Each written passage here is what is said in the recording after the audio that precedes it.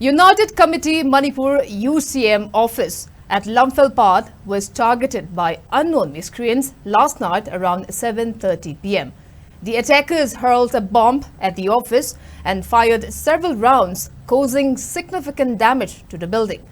No injuries have been reported, but the blast resulted in visual damage to the office gate and main building.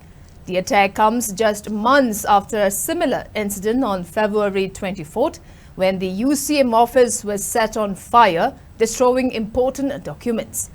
Following the explosions, top officials from Manipur Police, including ADGP Kalyun Kom, IG Themthing, DIG Herojit and SP Imphal West, arrived at the scene to assess the damage.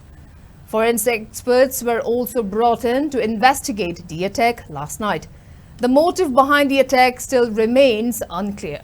However, it is notable that the UCM was scheduled to hold a General Assembly election to elect new office bearers today.